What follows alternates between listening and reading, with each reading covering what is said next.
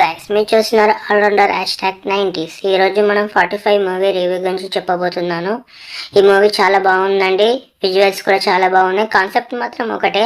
Movie director వచ్చేసి అర్జున్ జనేయ గారండి. అలాగే బ్యాక్గ్రౌండ్ మ్యూజిక్ కూడా అర్జున్ జనేయ గారే ఇచ్చారండి. అలాగే ఈ మూవీకి డైలాగ్ రైటర్ వచ్చేసి అనిల్ కుమార్ గారండి. ప్రొడ్యూసర్ బై ఎం రమేష్ రెడ్డి గారు.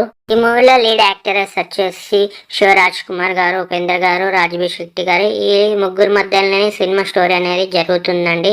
చాలా బాగా చూపించారు. ఆ స్క్రీన్ ప్లే చాలా బాగా వర్కౌట్ అయిందని చెప్పాలి. మూవీలో ఉపేందర్ గారు డిఫరెంట్ గా కనిపించారండి. అలాగే చాలా బాగా నటించారు ఈ మూవీలో. అయితే కాన్సెప్ట్ వచ్చేసి మనం ఆల్రెడీ చూసినట్టు అనిపిస్తుందండి. కాకపోతే ఇందులో డైరెక్షన్, స్క్రీన్ ప్లే మాత్రం చాలా బాగా డిఫరెంట్గా చూపించడం అయితే జరిగిందని చెప్పాలి. స్టార్టింగ్ విజువల్స్ తప్ప మిగతా అన్ని చాలా బాగున్నాయండి ఈ మూవీలో. స్టోరీ కొంచెం స్లోగా ఉంటుందండి. కాకపోతే రాజ్బీ శెట్టి గారి యాక్టింగ్తో బోరింగ్ లేకుండా ఆ స్క్రీన్ ప్లే అనేది చాలా బాగా వర్కౌట్ అయిందని చెప్పాలి ఈ మూవీలో శివరాజ్ కుమార్ గారు చాలా బాగా నటించారండి. చాలా అద్దరగొట్టేశారు. లాస్ట్ క్లైమాక్స్ సీన్లో నాకు చాలా బాగా నచ్చింది.